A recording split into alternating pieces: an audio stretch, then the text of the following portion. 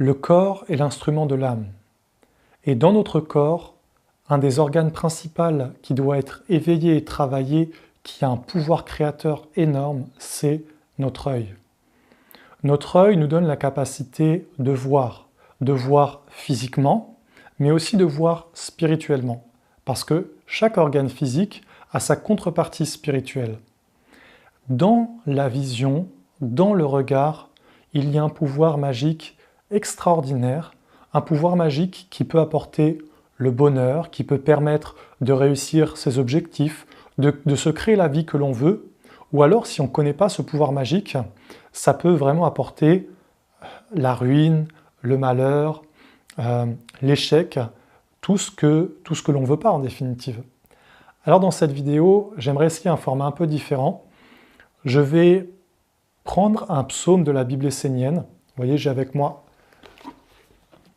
ma petite Bible essénienne et je vais vous l'interpréter, interpréter des passages pour vous parler d'un sujet en particulier, pour vous expliquer certaines lois des mondes supérieurs, pour vous parler de la grande magie du monde divin à travers le côté concret de notre vie.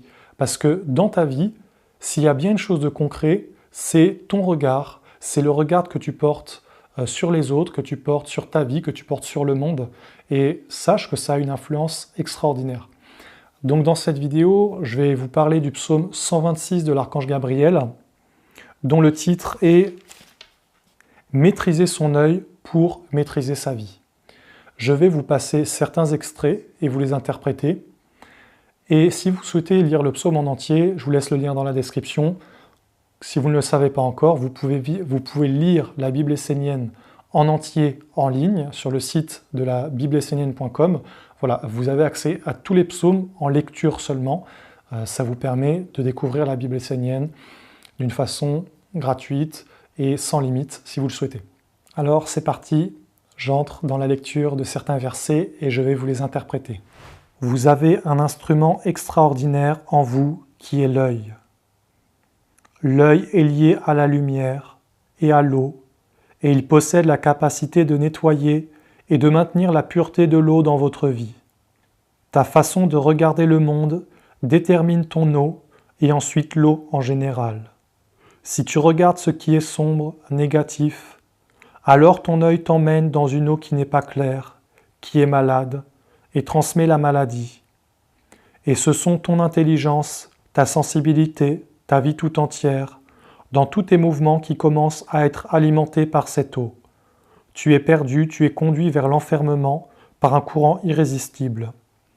Par contre, si tu sais libérer ton œil, si tu sais ne pas te faire attraper par le regard de celui qui veut te conduire là où il ne faut pas aller, si tu sais regarder ce qui est grand, pur, ce qui demeure éternellement sage et rayonnant, alors c'est une eau sacrée, enchantée, vivante, qui s'animera en toi, qui rafraîchira ton intelligence, abreuvera ta sensibilité, ta volonté, tes mouvements de destinée, car l'homme suit son œil. L'œil a cette faculté extraordinaire de nous relier au monde spirituel, ce que l'archange Gabriel appelle dans ce psaume le monde de l'eau. Le monde de l'eau, c'est le monde invisible, le monde de la magie, dont je vous parle tout le temps sur cette chaîne. Je vous en parle tout le temps parce que c'est une base de l'enseignement essénien. Ce monde de l'eau, il est composé de mondes magiques, ce qu'on appelle les mondes spirituels, mais qui, dans la nation essénienne, dans la tradition essénienne, on appelle ça les mondes de la magie, qui est composé du monde des éléments, des esprits, des génies et des égrégores. Je ne vais pas aller dans les détails dans cette vidéo, j'ai fait d'autres vidéos sur ce sujet et je vous laisserai les liens dans la description si ça vous intéresse. Donc l'archange Gabriel, il veut nous montrer que l'œil a une faculté en fait de relier l'homme à des mondes spirituels qui soit sont des mondes de pureté, des mondes de lumière, des mondes de beauté, ou alors des mondes sombres. Et que cela se fait de la façon dont tu regardes.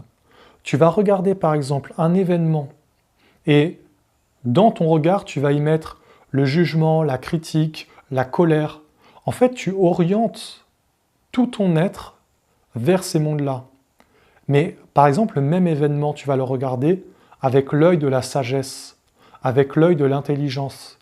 Et alors, c'est des mondes totalement différents qui vont venir t'inspirer, qui vont venir dans tes pensées, qui vont venir dans tes sentiments, qui vont venir t'éclairer et t'instruire. Et d'un même événement qui est le même en apparence, si tu prends deux personnes différentes, une qui va dire qui regarde avec l'œil de la lumière et l'autre qui regarde avec l'œil inconscient, l'œil sombre, alors chaque personne va se relier à des mondes différents par son œil. Et